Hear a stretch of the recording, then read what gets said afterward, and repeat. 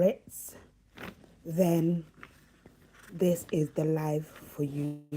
So keep watching, keep engaging in the comment section, okay? Keep asking your questions if you have any questions. And if you're watching this live at a later date, do feel free to contact me using my Instagram DM, or you can leave a question in the comment section, okay?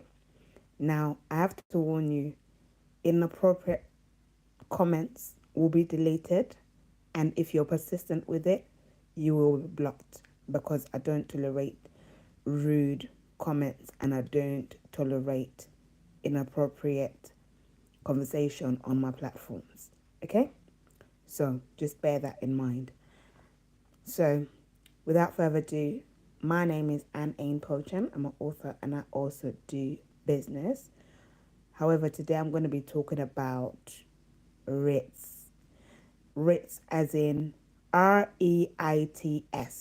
Now, I've got my notes here, okay? So if I'm looking on the side, just know that I'm looking at my notes, okay? Because I can't cram everything in my mind, all right? Now, REITs, as I said, as in REITs, okay, is a real estate investment trust, okay, and is a company that owns and in most cases operates income producing real estate, okay, which are basically properties, right? REITs own many types of commercial real estate, including office and apartment buildings, warehouses, hospitals, shopping centers, hotels, and commercial forests, okay? So that's what they own. So real estate investment trust, that's what they own, okay? Now, what else? REITs also engage in financing real estate. So if you go on the platform where they sell shares like for dividends, you'll find that some of them are just mortgage. Okay, they deal with mortgage. Okay, whereas other ones deal with shopping centers, malls, offices, and so on and so forth, including commercial forests.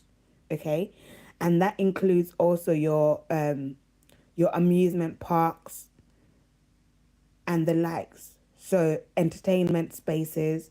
Okay, so you can buy shares in those areas and you get paid dividends, whether it's monthly or quarterly, which is every 3 to 4 months. Okay, so which I'll discuss more about it as this live goes on. Now, most what's it called? Let me find out what else. Some REITs engage in financing real estate, like we said. Most countries' laws on REITs entitle a real estate company to pay less in tax, okay, in corporation tax to be precise, and capital gains tax. Now, I'm going to explain capital gains tax in another live, so keep an eye out for that live. That capital gains tax is, I'll be explaining that in another live, so keep an eye out for that live. Okay, so they engage in, they're entitled to pay less corporation tax and capital gains tax. That is what makes it very interesting for people who are investors, okay? Because they're going to be paying less tax and making more money on their investment, okay? Now, which is something that is good for you as an investor in REITs for dividends payment, okay? Now,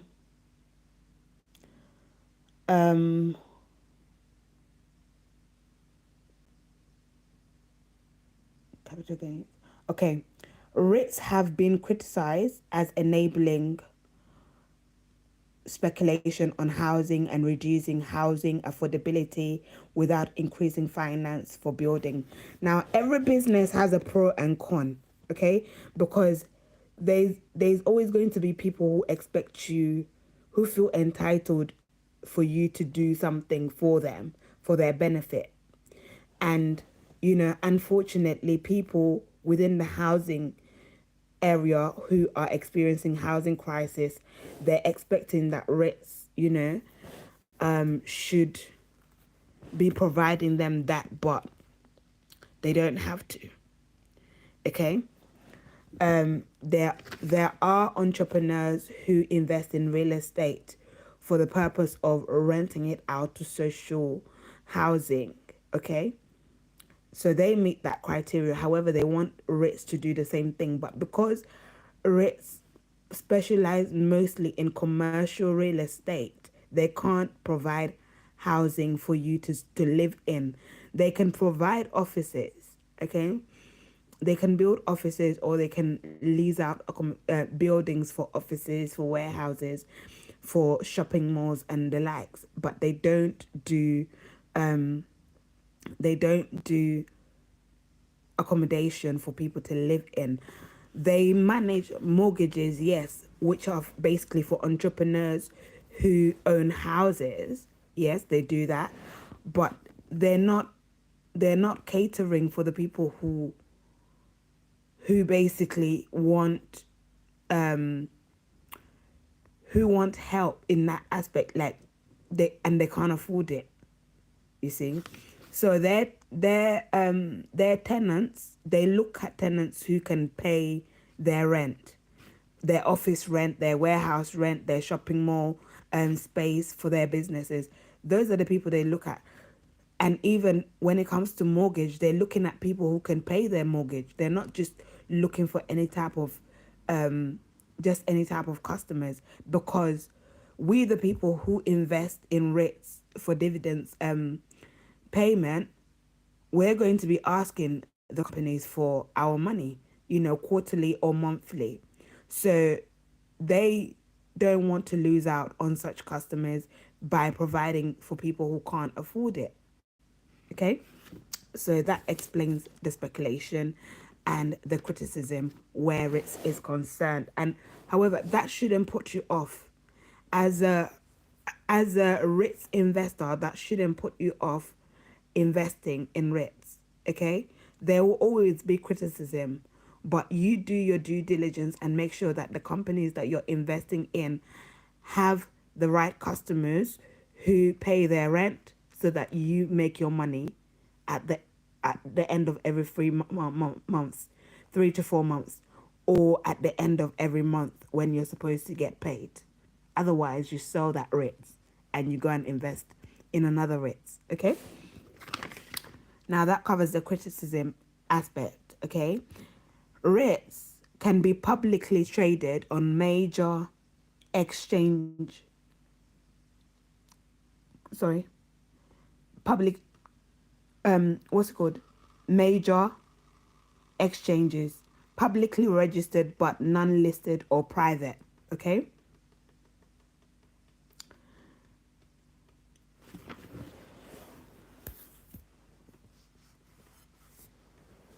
Now, I'm talking about REITs in terms of real estate investment trust. Okay, that's what this live is about if you just joined. Um,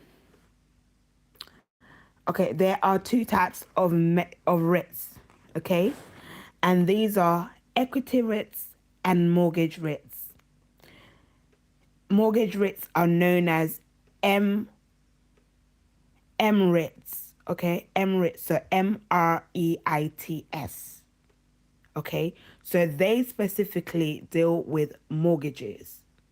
Okay, and the equity REITs is the ones that deal with, commercial real estate aspect of things.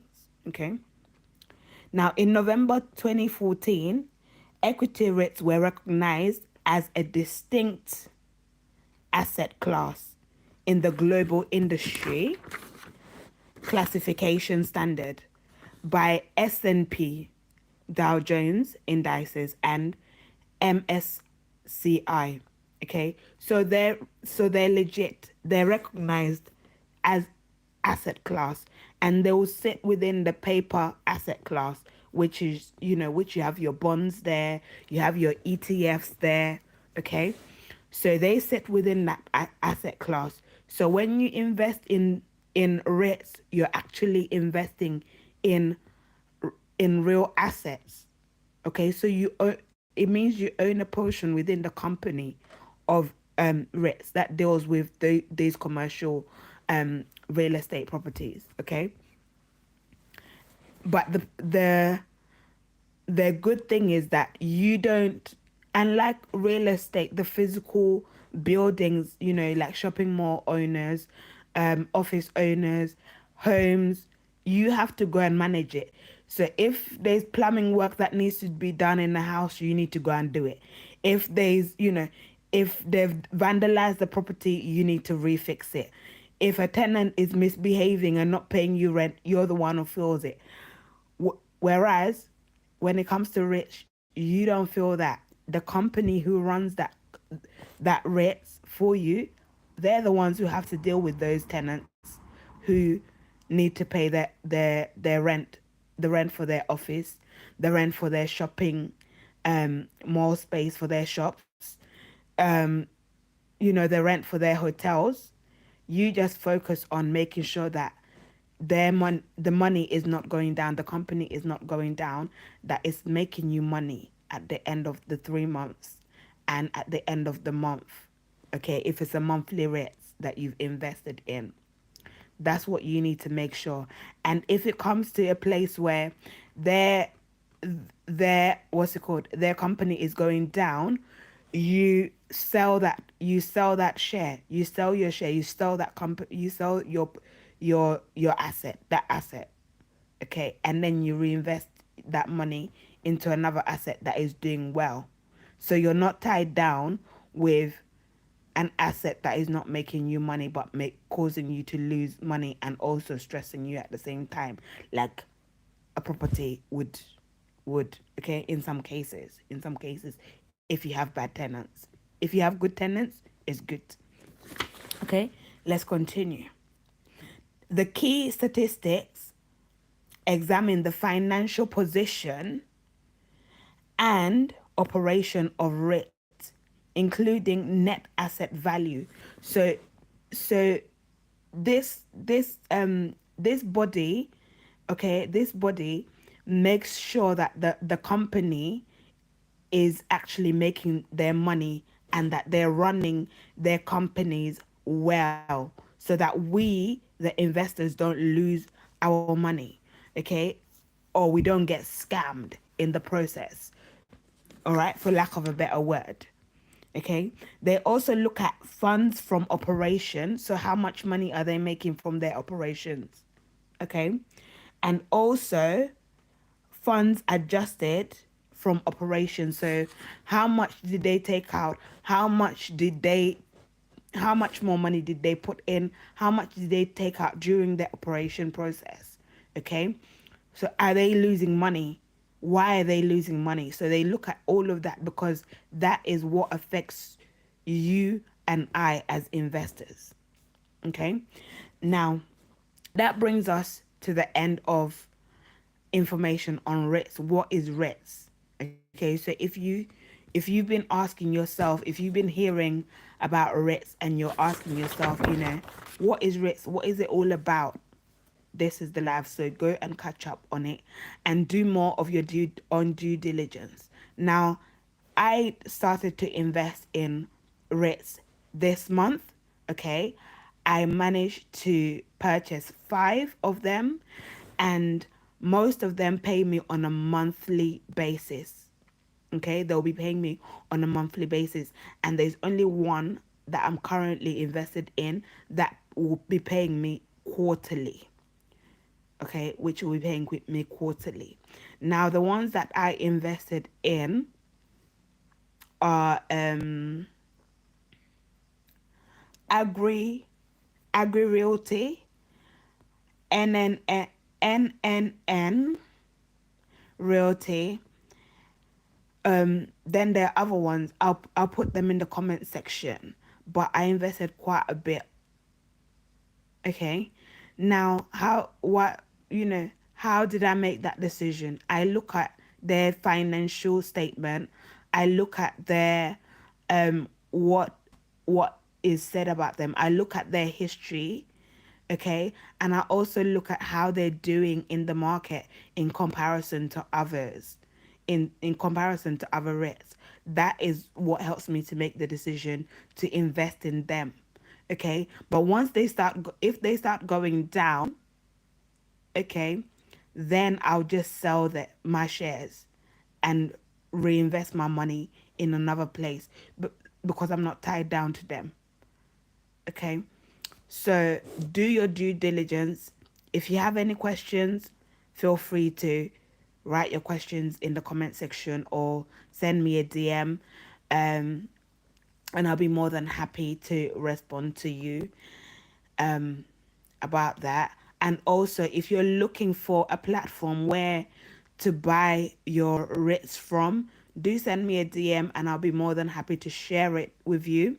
The reason why I don't put the platform that I use in the comment section is because you find people who want to invest, but they don't do their due diligence. They don't study about the asset that they're going to invest in. They don't study, they don't read, they don't look at information. They just go and they put their money in. And because they don't know what they're doing, they end up sometimes losing their money, putting their money in the wrong investment, and then they'll come and they'll blame you. But that is the reason why I don't put the platform that I use in the comment section. But I'll tell you what I've invested in. But if you come to me, I'll make sure that I'll ask you the appropriate questions. Have you studied? Have you studied the asset that that you want to invest in? Have you studied the type of investment that you're looking to study in? If you tell me no, I'll tell you go and study. When you finish studying, then come back and ask me about the platform.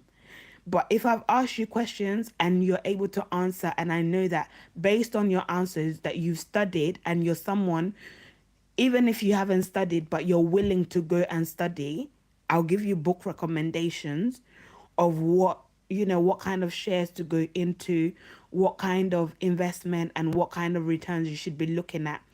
Then, because I know that you're going to be doing your due diligence, then I'll give you the platform, because then you won't lose out. You won't lose your money, because I don't want you coming and telling me, oh, I invested and I lost my money, I didn't make any money, and it's you who recommended this for me. No, I don't want you to be losing money, and I don't want you to come and be complaining to me. So I'll always tell you, do your due diligence. I would not do study for you. I'll bring you information, yes. I'll give you information, yes. I'll recommend information to you. But what I'll not do is, I'll not take your money from you to invest for you. No, you're responsible for that.